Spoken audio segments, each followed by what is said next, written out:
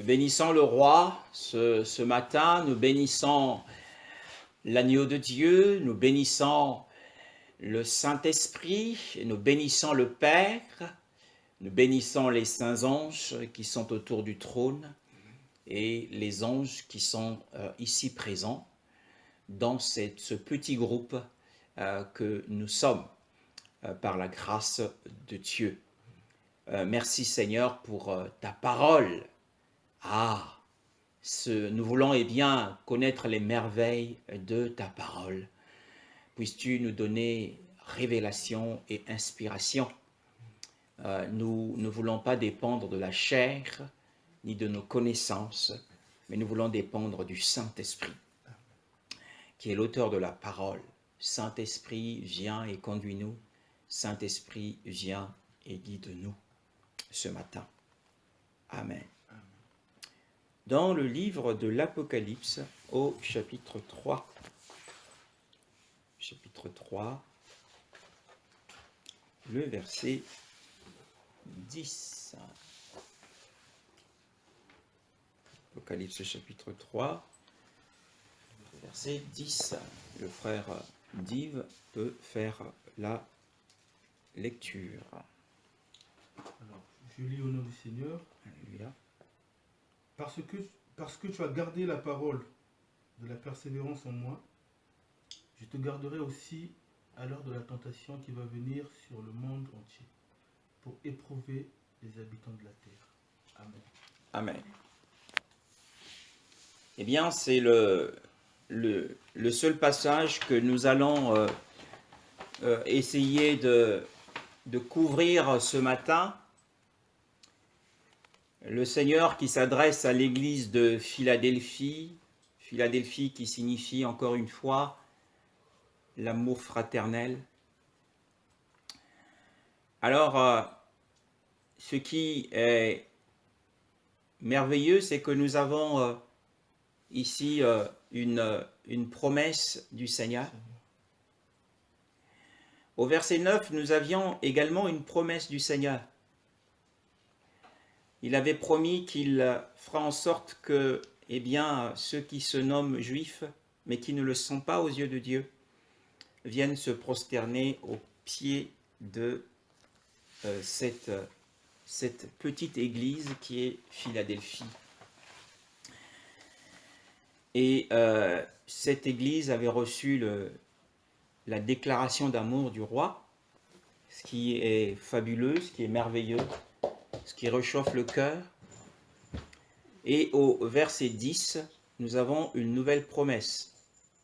C'est la troisième d'ailleurs, parce qu'au verset 8, il avait également placé une porte ouverte devant cette église. Et nous avons conclu, selon les Écritures, que cette porte ouverte n'était autre que la porte du ciel. Et au verset 10, la Bible nous dit « Parce que tu as gardé la parole de ma persévérance ». Dans d'autres versions, il est dit « la parole de mon endurance ». Et le Seigneur dit « Je te garderai moi-même, dit-il, magnifique est le Seigneur, hors de l'heure de la tentation, c'est-à-dire l'heure de l'épreuve, le temps de l'épreuve. Il y a un temps de l'épreuve, c'est le temps de l'épuration, c'est le temps de la séparation, c'est le temps des moments difficiles qui doit arriver, non pas en France uniquement, non pas en Occident, non pas en Asie, non pas en Océanie, en Afrique, mais sur toute la terre habitée. Et le Seigneur dit pour mettre à l'épreuve ce temps de détresse, ça sera pour mettre à l'épreuve tous les habitants du globe, tous les habitants de la terre, tous les habitants de la terre vont connaître une épreuve commune, une épreuve sans précédent. Alors, en ce qui concerne cette Église dont le Seigneur a témoigné de son amour, car il a dit « j'étais aimé ». Oh, que tu saches que moi j'étais aimé. Et pour prouver son amour, pour ce petit troupeau qui lui est fidèle, qui lui est cher, ce petit troupeau précieux à ses yeux, eh bien, il promet de l'épargner, de le préserver de cette grande et éprouvante épreuve qui va survenir sur le monde entier. Aucune nation n'y échappera. Mais le petit troupeau que le Seigneur a aimé. Pourquoi? Eh bien parce que ce petit troupeau a la particularité d'avoir gardé sa parole. Mais pas n'importe quelle parole. Pas n'importe quelle parole, mais la parole de sa persévérance. Voilà qui peut être assez compliqué.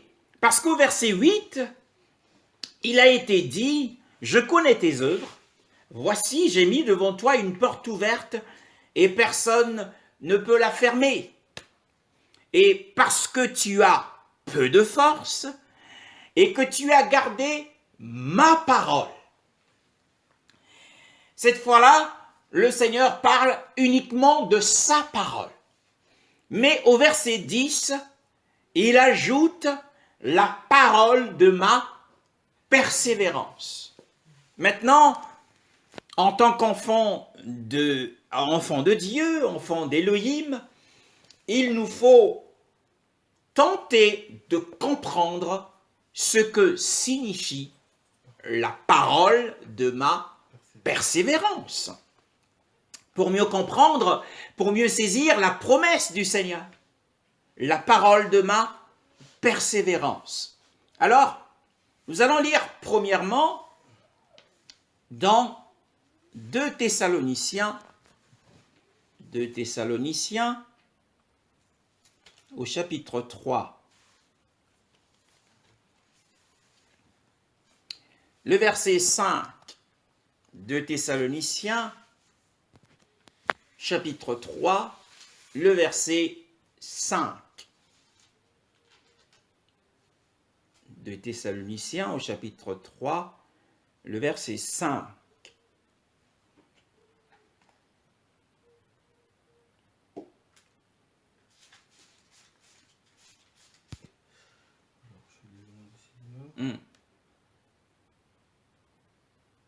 Que le Seigneur dirige vos cœurs vers l'amour de Dieu et vers la patience du Christ. Amen. C'est l'apôtre Paul qui fait une prière en faveur des Thessaloniciens. Il dit, mais que le Seigneur incline vos cœurs. Et c'est ça, c'est la prière du Saint-Esprit. C'est le désir du cœur du Saint-Esprit pour nous ce matin. Que le Seigneur dirige nos cœurs. Ces cœurs si refroidis. Ces cœurs chargés par les soucis du siècle. Par les problèmes de tout genre. Et la prière de Paul, c'était que le Seigneur oriente, incline le cœur des croyants chrétiens à l'amour d'Élohim. Oh, qu'est-ce qui s'était passé? C'est que, leur amour pour Élohim s'était refroidi. L'amour du plus grand nombre se refroidira. Et cette chaleur avait quitté leur cœur. Et l'apôtre Paul élève la voix avec ferveur et prie le Seigneur pour que, à nouveau, le cœur soit rempli de l'amour de Dieu. Parce que là où il y a de l'amour pour Dieu, il y a du zèle. Il y a de l'action. Lorsque l'on aime Dieu, on aimera son peuple. On fera des choses pour Dieu. Notre cœur sera engagé à servir Dieu. C'est le secret de l'engagement, l'amour pour Dieu, l'amour pour Elohim. Eh bien, parce que cet amour pour Elohim nous conduit vers un autre pôle et vers, dit-il, la persévérance. Et dans la version du frère, il est parlé de la patience. Et dans d'autres versions, il est dit l'endurance ou la constance du Mashiach. Donc, nous comprenons que ce soit le Seigneur lui-même, lorsqu'il s'adresse à Philadelphie, ou que ce soit l'apôtre Paul, ils ont un même langage, il existe, eh bien, bel et bien, une parole de persévérance. Il existe bien ce qu'on appelle la persévérance du Mashiach. La parole de ma persévérance. Alors, nous avons posé les bases au sujet de la persévérance du Mashiach. Maintenant, il faut comprendre ce que c'est exactement la persévérance du Mashiach. Alors, le psaume, il y a un psaume qui va nous éclairer, c'est le psaume 110. Ce psaume va nous donner la définition de la persévérance du Mashiach, ou la parole de ma persévérance. Seule cette Église est en mesure de la garder, l'Église de Philadelphie. Au verset 1, le verset 1 nous dit quoi du psaume 110? Le verset 1. Psaume 110, verset 1. Oui. Parole de l'Éternel à mon Seigneur. Assis-toi à ma droite, jusqu'à ce que je fasse de tes ennemis ton marchepied. Amen. Le verset 2, frère. L'Éternel étendra de Sion le sceptre de ta puissance. Domine au milieu de tes ennemis. Amen. Alors, le psaume, à la base, c'est le psaume de David. Et une déclaration de Yahweh a été faite au Seigneur Yahushua. Yahweh le Père, ici c'est le Père qui invite le Fils à s'asseoir à sa droite. Assieds-toi à ma droite. Car nous savons tous que Yahushua se tient à la droite de Dieu le Père. Et il est assis sur le trône à la droite du Père, mais la Bible dit, continue par dire, jusqu'à ce que. Donc, il est assis dans l'attente que ses ennemis soient réduits au niveau d'un escabeau à ses pieds. Parce que à ce jour, nous ne voyons pas encore que tous les ennemis du Seigneur sont sous ses pieds. La maladie sévit, la mort continue à frapper, parce que la Bible dit que le dernier ennemi qui sera vaincu, c'est la mort. Or, nous savons que chrétiens ou païens, nous subissons tous le même sort.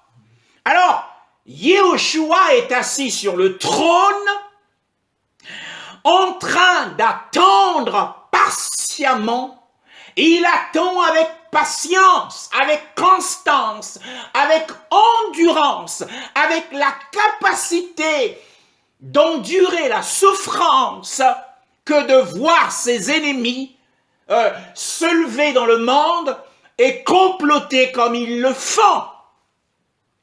Il doit être assis à la droite du Père jusqu'à ce que vienne un jour où, cette fois-là, ça sera terminé. Alléluia.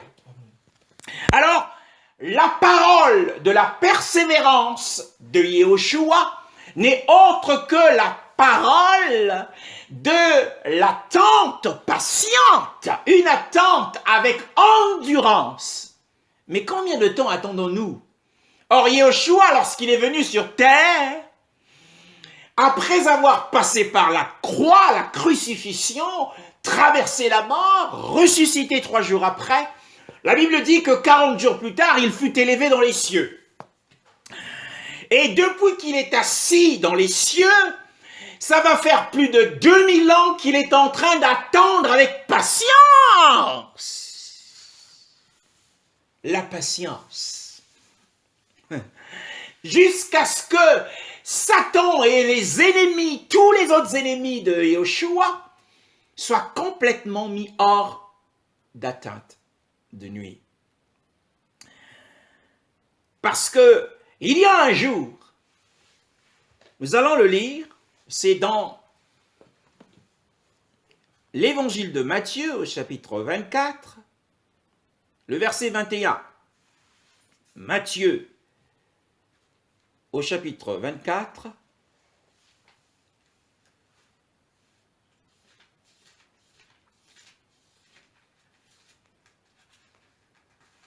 le verset 36, pardon. Nous lirons le verset 21 un peu plus tard, mais le verset 36.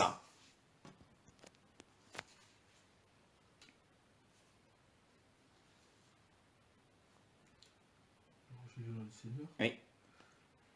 Pour ce qui est du jour et de l'heure, personne ne le sait. Ni les anges des cieux, ni le Fils, mais le Père seul. Amen. Amen.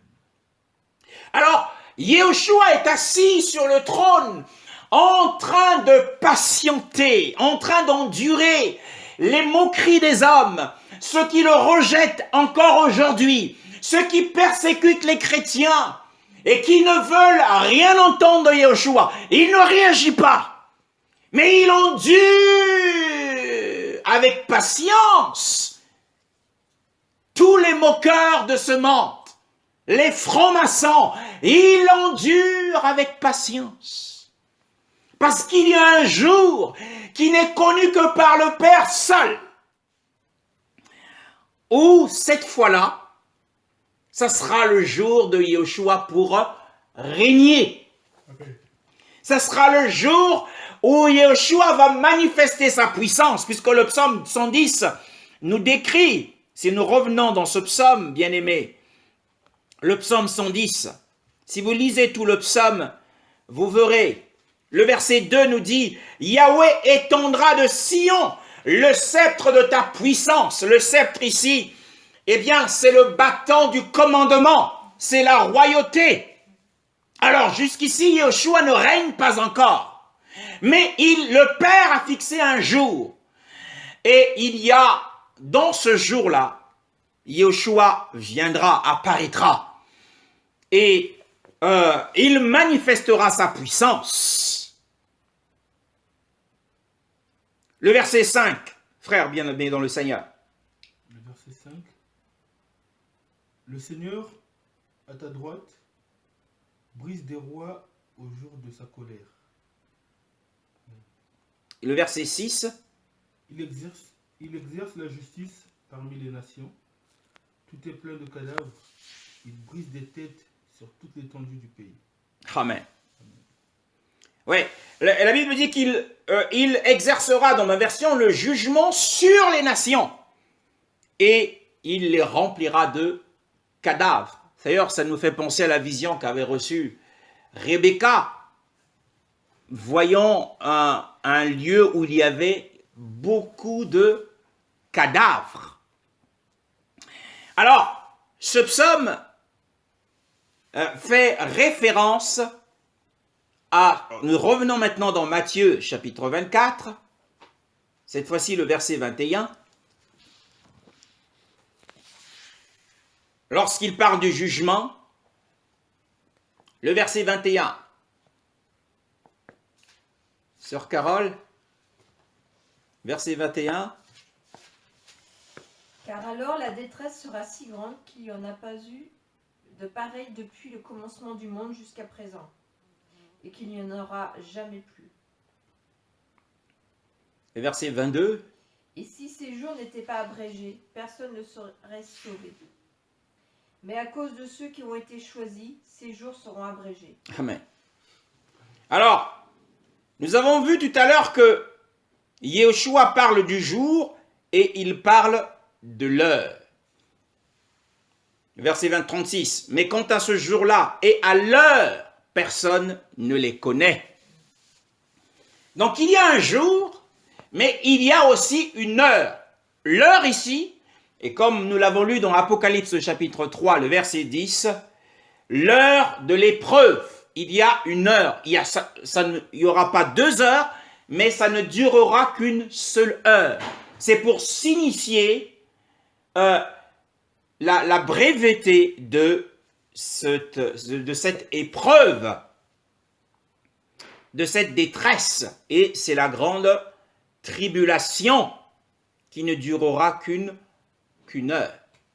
Mais il y a la parole de la persévérance que nous devons garder.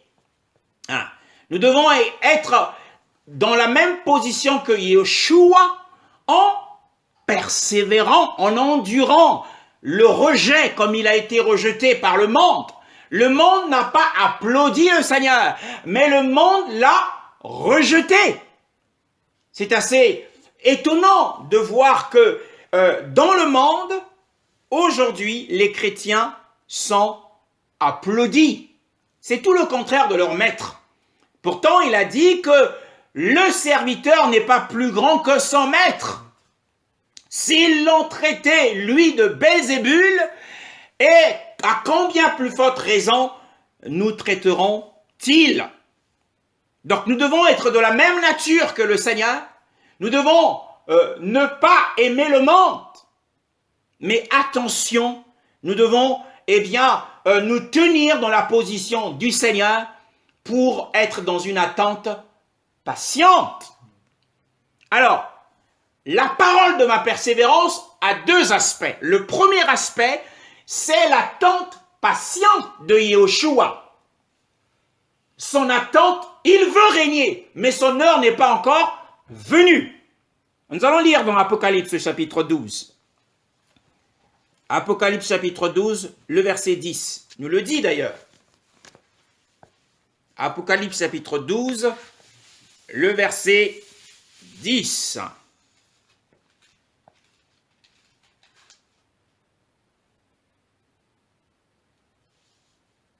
Apocalypse chapitre 12, le verset 10. Je lis au nom du Seigneur. Oui.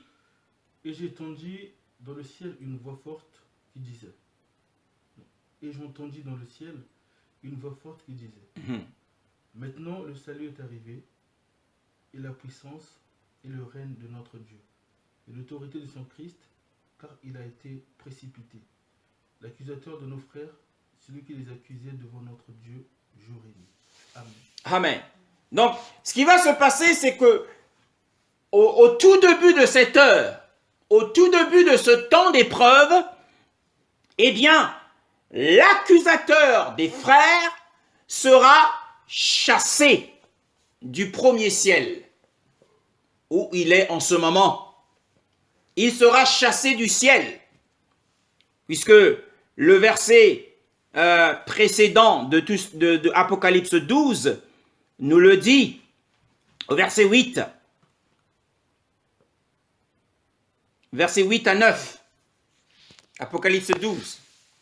Verset 8. Oui. Mais ils ne furent pas les plus forts, et leur place ne fut plus trouvée dans le ciel. Mhm. Et il fut précipité, le grand dragon, le serpent ancien, appelé le diable et Satan, celui qui séduit toute la terre, il fut précipité sur la terre, et ses anges furent précipités avec lui. Amen. Amen. Alors, tu vas aussi lire le verset 12, la conséquence de cette précipitation. C'est pourquoi réjouissez-vous, cieux, et vous qui habitez dans les cieux. Malheur à la terre et à la mer, car le diable est descendu vers vous, animé d'une grande colère, sachant qu'il a eu peur, qu'il a eu peu de temps. Amen. Oui, alors, il sait qu'il a très peu de temps, parce que ça va durer qu'1 heure. Alors, pendant qu'il descend sur terre, la Bible dit « Malheur aux habitants de la terre ». Ça sera un temps de malheur. D'ailleurs, un temps de malheur pour ceux qui habitent la terre et ceux qui sont près de la mer Méditerranée, où se situe l'Empire romain, Rome. Et c'est de là que viendra l'Antéchrist. L'Antéchrist que le monde entier va applaudir. Il sera soutenu par les démons, mais il sera aussi soutenu par le monde entier, bien-aimé dans le Seigneur. Ça va être compliqué. Ce que nous sommes en train de vivre en ce moment, est un signe de ce qui va arriver très bientôt. Le fait qu'ils veulent nous imposer une vaccination et nous empêcher de faire quoi que ce soit si nous n'avons pas le pass sanitaire. C'est ce qui va se passer quand l'Antéchrist viendra. Il va pondre des lois. À côté de ces lois, il y aura des punitions pour ceux qui ne se soumettront pas à ces lois. Ceux qui n'adoreront pas la bête et qui n'auront pas le sceau de la bête sur eux, ceux-là seront mis à mort. Bien-aimés dans le Seigneur. Et Apocalypse 13. Apocalypse chapitre 13. Il y a une parole, le verset 10. Apocalypse chapitre 13, le verset 10.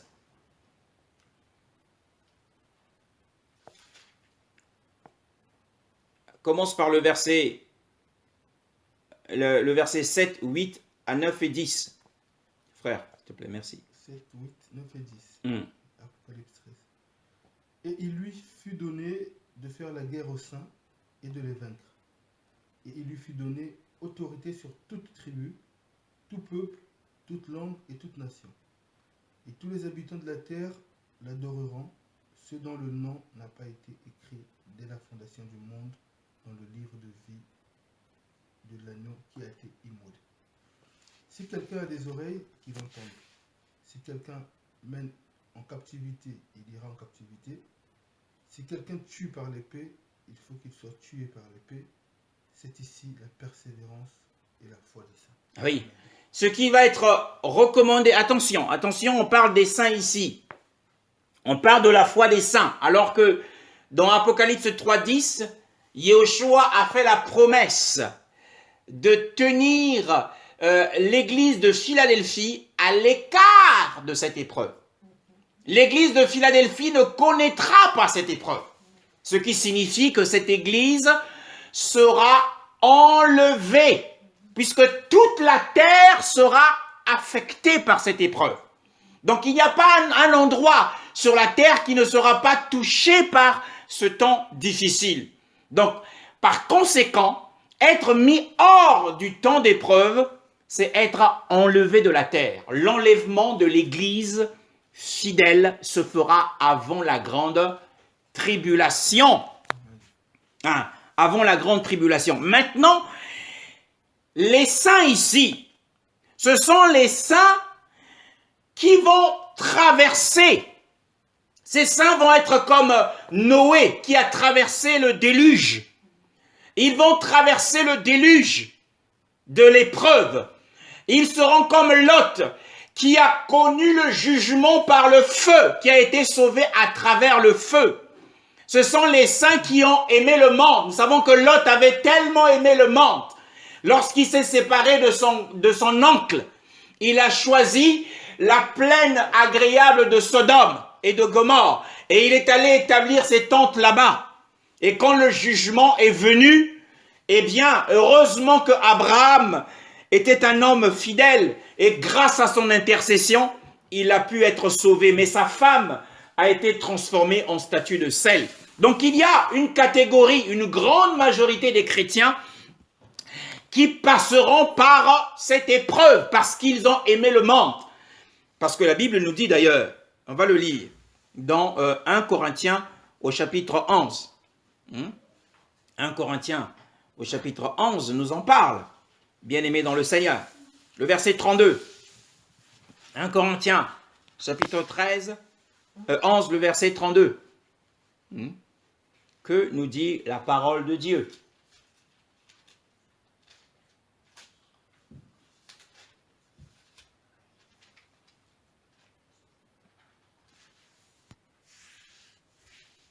Oui.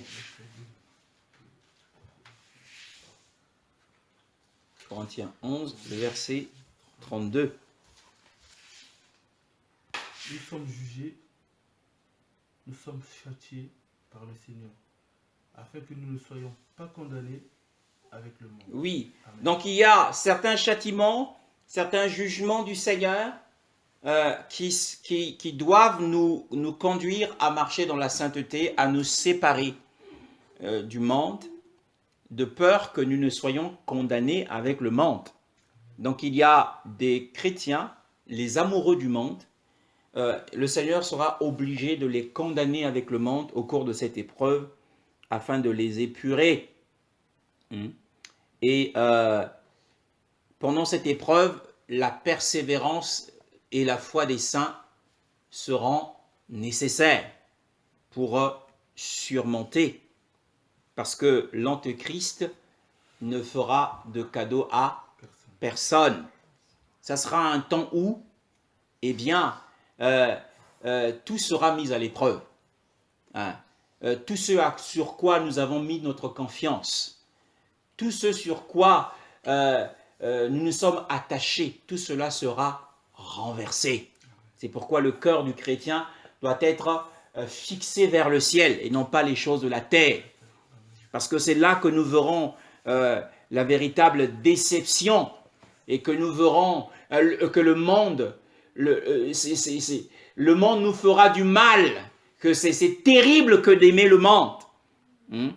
Et il y a un passage dans Luc, chapitre 2, et c'est une prophétie d'ailleurs que Siméon a donnée à Marie. Le verset 34, Luc chapitre 2, le verset 34 à 35. 34 à 35.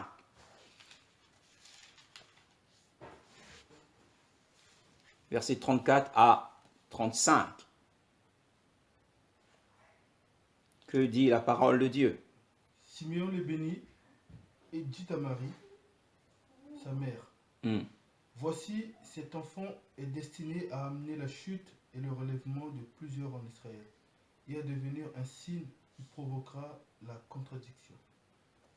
Et à toi-même, une épée te transpercera l'âme, afin que les pensées de beaucoup de cœurs soient dévoilées. Ah oui. Donc on voit que l'épée, la grande épée, ici c'est la grande épée de l'épreuve que Marie a subie avec la mort de son fils. Et c'est là que les cœurs de beaucoup, les pensées de beaucoup ont été exposées. Donc cette épreuve va exposer, le but de l'épreuve, c'est d'exposer l'état du cœur, même du peuple de Dieu sur terre. Pour savoir est-ce que ce peuple de Dieu aime réellement Dieu ou va réellement se tourner vers l'Antéchrist pour l'adorer. Parce que adorer l'Antéchrist signifie périr. Et porter également le sceau ou la marque de la bête signifie périr. Parce que tu ne pourras ni acheter ni vendre si tu n'as pas la marque de la bête. Ce qu'on voit ici. Tu n'iras pas dans les grands centres commerciaux si tu n'as pas le pass sanitaire. Ça, c'est des signes qui nous montrent que la chose arrive. Elle est sur le point d'être établie. Mais il faut d'abord que l'Église fidèle soit enlevée. Et pour ça, eh bien, la parole nous dit que la parole de la persévérance du Seigneur a deux aspects. Le premier aspect, c'est l'attente du Seigneur. Jusqu'à ce qu'il règne, il attend de régner. Il est patient, il souffre dans les cieux. Mais il y a aussi, en ce qui concerne les chrétiens, c'est 1 Thessaloniciens chapitre 1. Thessaloniciens chapitre 1. Le verset 3. Thessaloniciens chapitre 1, le verset 3. Donc nous avons la deuxième définition de la parole de la persévérance. 1 Thessaloniciens chapitre 1, le verset 3.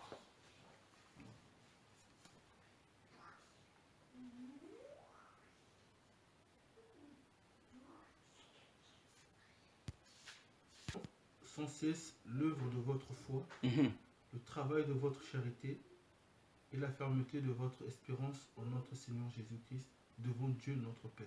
Alléluia. Donc, le deuxième aspect de la parole de ma persévérance, c'est la persévérance de l'espérance en notre Seigneur Yahushua HaMashiach. Combien ont-ils cette persévérance de l'espérance, c'est-à-dire l'attente de la venue du Seigneur. Il faut être dans la vision que Yahushua peut arriver ce soir. Il peut arriver d'un instant à l'autre, bien-aimé dans le Seigneur. Ici, il est dit en nous rappelant sans cesse les travaux de votre foi. Eh bien, mais aussi les sacrifices. Oh, ne nous plaignons pas des sacrifices de notre amour. Continuons à faire les sacrifices, un travail infatigable de l'amour. Continuons à produire et à faire ce travail. C'est pour le Seigneur. Et gardons la persévérance de l'espérance. Ne perdons pas de vue, ne disons pas que le Seigneur tardera à rentrer, à venir nous chercher, mais persévérons. La persévérance, c'est la patience, c'est la constance. Donc pour le Seigneur, la parole de la persévérance, c'est son attente patiente jusqu'à ce qu'il règne sur ses ennemis. Il attend ce jour-là, qui n'est connu que par le Père. Mais pour les chrétiens, la persévérance, c'est la persévérance dans l'espérance de la venue du Seigneur. On ne doit pas perdre de vue que le Seigneur revient bientôt. Il revient bientôt, bien-aimé dans le Seigneur. Alléluia. La Bible dit également dans Luc chapitre 21, Luc chapitre 21, le verset 36. Luc chapitre 21, le verset 36. L'Antéchrist ne fera de cadeau à personne. Que ce soit les Juifs, que ce soit les chrétiens ou que ce soit les païens, il ne fera de cadeau à personne. Le verset 36.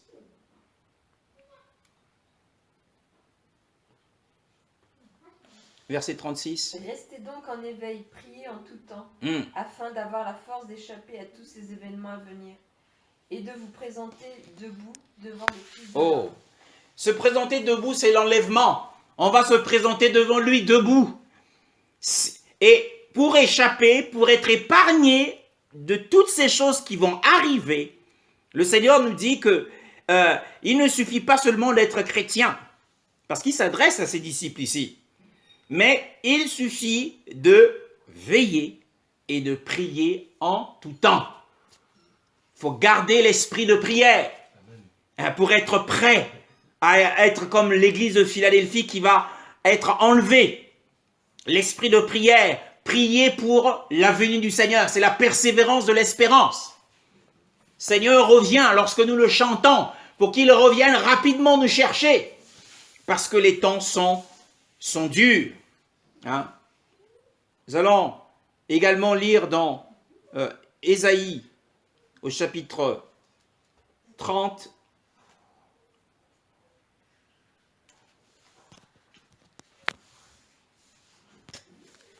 Jérémie 30, le verset 7, que nous dit la parole en ce qui concerne ce jour pour Israël.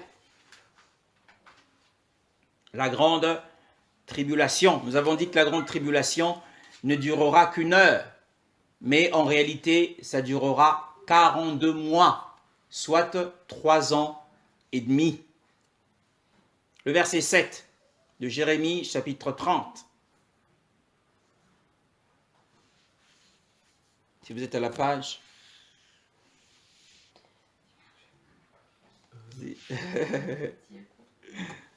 Jérémie 30, c'est ça? Hmm.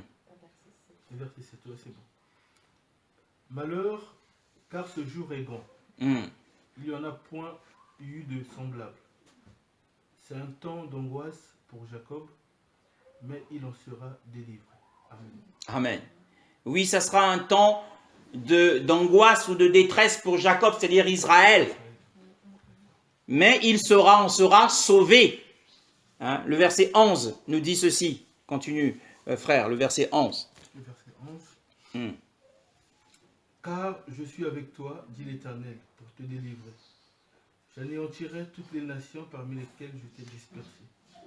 Hmm. Toi, je ne t'anéantirai pas, je te châtierai avec équité, je ne puis pas te laisser impuni. Amen. Amen. Donc le Seigneur va châtier aussi Israël. Israël ne sera pas impuni. Parce que nous savons qu'en Israël se passent des choses qui ne glorifient pas le Seigneur. Hein, c'est le lieu de l'homosexualité. C'est terrible ce qui se passe en Israël. Et la Bible parle que ce temps-là, nous revenons dans Matthieu chapitre 24, hein, Matthieu chapitre 24, le verset 7 à 8. Matthieu chapitre 24, le verset 7 à 8.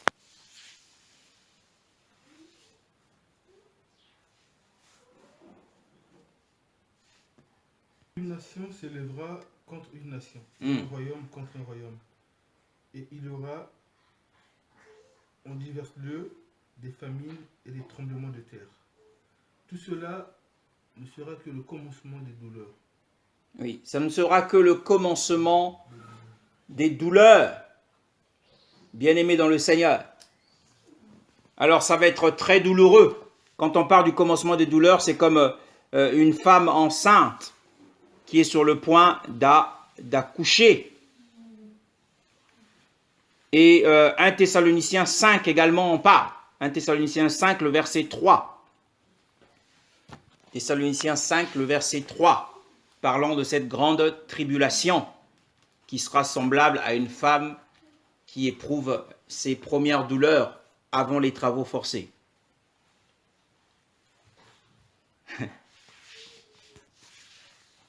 Quand les hommes diront paix et sûreté, alors une ruine soudaine les surprendra, comme les douleurs de l'enfantement surprennent la femme enceinte, et ils échapperont. Oui, donc en fait la Bible, que ce soit l'apôtre Paul, que ce soit le Seigneur lui-même, il compare la grande tribulation aux douleurs de l'enfantement.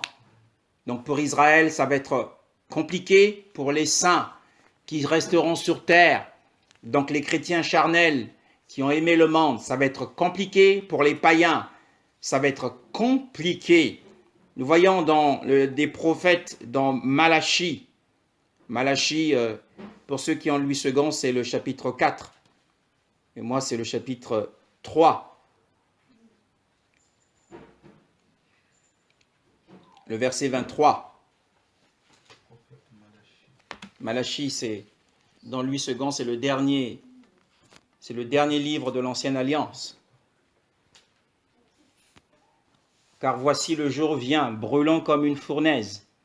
Tous les orgueilleux et tous ceux qui pratiquent la méchanceté deviendront du chaume. Ce jour qui vient les embrasera, dit Yahweh Tsebaoth, et il ne leur laissera ni racine ni rameau.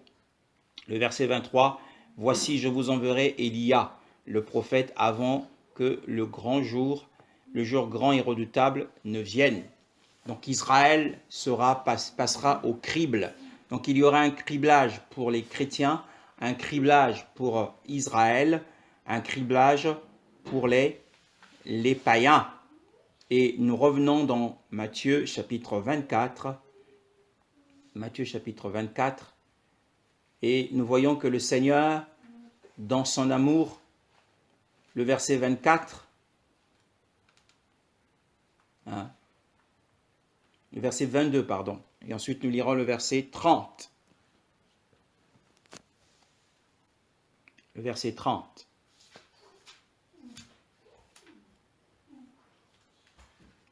Le verset 22, et ensuite nous lirons le verset 30.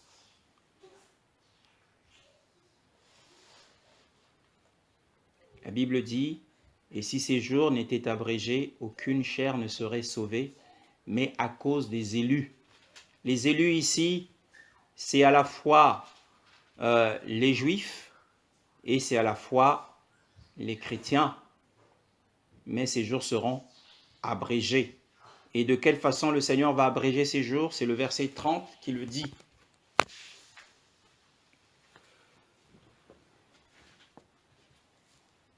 Le verset 30 à 31.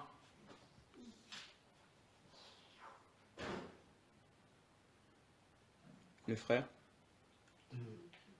Matthieu, Chapitre 24, le verset 30 à 31.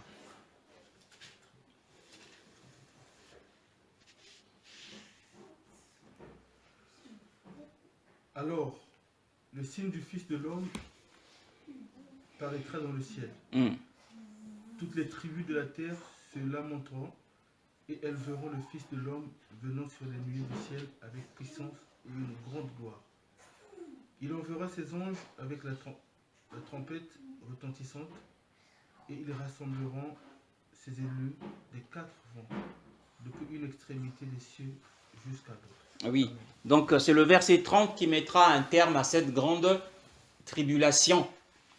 Il va abréger cette souffrance, ce temps de criblage, par son apparition mondiale. Tout œil le verra. Et le signe du Fils de l'homme apparaîtra dans le ciel pour mettre un terme à la tribulation qui va survenir sur la terre. Et il viendra avec les saints de Philadelphie. Voilà, qui ont été enlevés. Et il rassemblera ses élus. Les élus ici, ce sont les juifs pieux, le reste des juifs, parce que beaucoup vont être exterminés, parce que l'Antéchrist va s'élever dans tout ce qu'on appelle Dieu. Le temple de Jérusalem sera reconstruit. Donc, si nous voyons la reconstruction du temple de Salomon dans la vieille ville de Jérusalem, attention, attention. La Bible dit que celui qui lit fasse attention, parce que l'Antéchrist est sur le point d'apparaître. C'est là qu'il s'établira et il se fera appeler Dieu. Il blasphémera et exterminera Israël. Mais il y aura un reste, et c'est ce reste qui sera sauvé à l'apparition du Seigneur. Alors, pour nous, enfants de Dieu, quel est le message? C'est le chapitre 25 de Matthieu, le verset 1.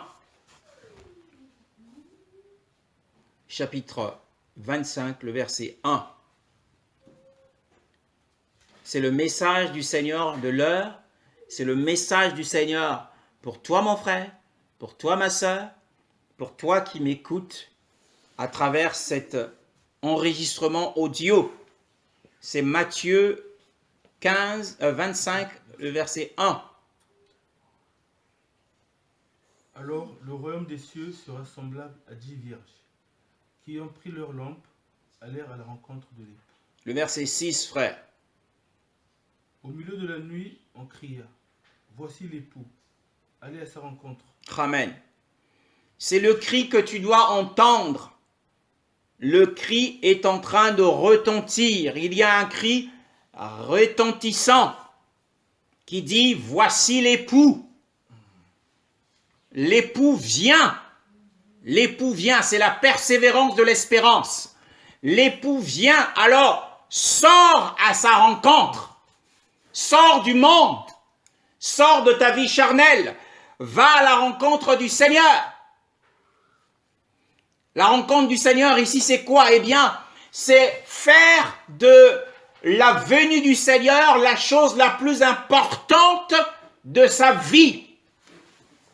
La Vierge sage, c'est celle qui fait de la venue du Seigneur la chose la plus importante de sa vie.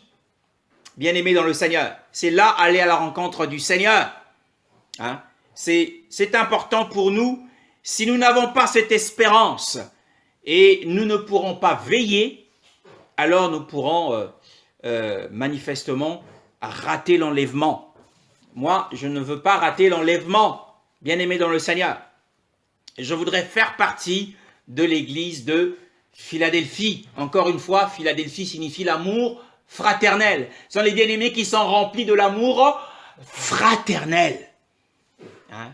C'est très important.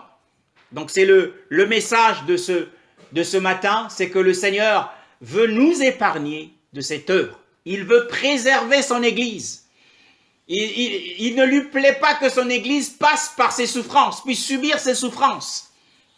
Alors la véritable Église sera donc enlevée avant ces choses qui arrivent très rapidement. Bien-aimés dans le Seigneur, encore une fois, les caractéristiques pour être qualifiées pour l'enlèvement, c'est de veiller et de prier en tout temps. Ne soyons pas endormis, mais prions pour que ce jour ne nous surprenne pas. Hein, et que nous n'apprenions pas que quelques-uns ont été enlevés. Quel est le message que le Seigneur avait à nous transmettre ce matin? Gardons non seulement nos lampes allumées, mais aussi veillons. Ne soyons pas endormis, veillons et prions. Car Yeshua revient bientôt. Et séparons-nous du monde, purifions-nous et soyons sanctifiés pour notre Seigneur.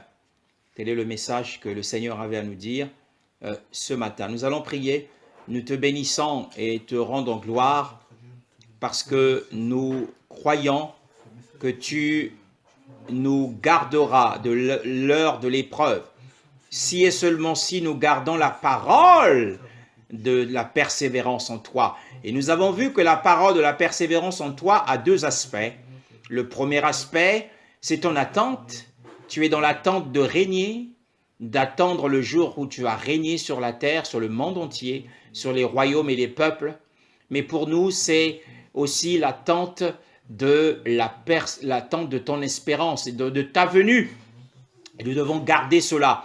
Et si nous gardons cette parole de la parousie du Seigneur, de l'avènement du Seigneur, que Yeshua revient bientôt, que nous veillons et prions et que nous sommes vigilants, Seigneur, alors nous serons enlevés. Et nous te rendons grâce dans le nom de Yeshua. Amen.